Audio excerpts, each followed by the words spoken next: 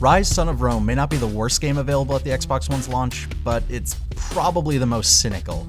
From its setting to its gore, everything about it seems calculated to appeal to fans of a very specific kind of third-person action game. The powerful CryEngine technology from developer Crytek ensures that it's at least nice to look at, but Ryse is ultimately a hollow experience.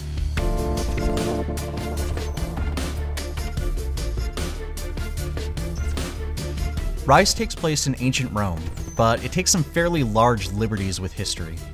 It follows the story of Marius, a soldier who becomes a revenge-driven killing machine when his life is turned upside down by a barbarian invasion.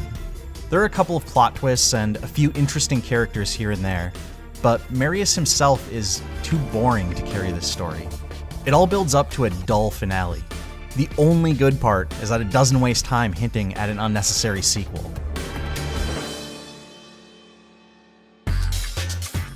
It's not just the plot that's uninteresting. Ryse's combat looks beautiful, but there's no depth to it. You leap between enemies, attacking, blocking, and bashing them with your shield, but your main goal is to slice at them until you're able to pull off executions, which are these bloody, crazy finishing moves. Technically, you're supposed to tap buttons during the executions to get more experience points, but they'll play out the same way and kill enemies, even if you set the controller down. Let me repeat that. Once you've initiated an execution, you don't even need to press buttons to win. Ryse mixes things up in a few parts where you're controlling a whole squad of soldiers in formation, or defending a castle wall from invaders, but most of the game is devoted to doing these same combat scenarios and seeing the same execution animations over and over. There's even less variety in Ryse's online co-op mode. You can team up with a buddy to fight through waves of opponents in various elaborate arenas, but that fighting is pretty much all you'll do.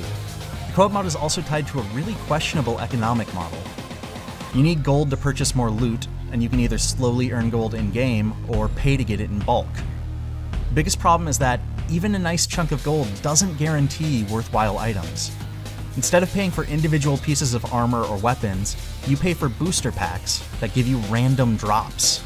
I can't help but feel like Ryse's multiplayer mode is set up to exploit people who might like it, but I also can't really imagine being that pulled in by the chance to slice off another 100 barbarian limbs.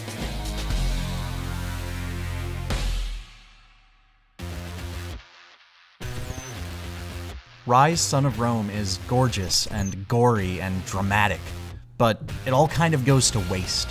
The plot fizzles out and the combat system becomes monotonous, and the online mode seems designed to dig more money out of its players. All of the guts of a next-gen game are here, but the glory is missing.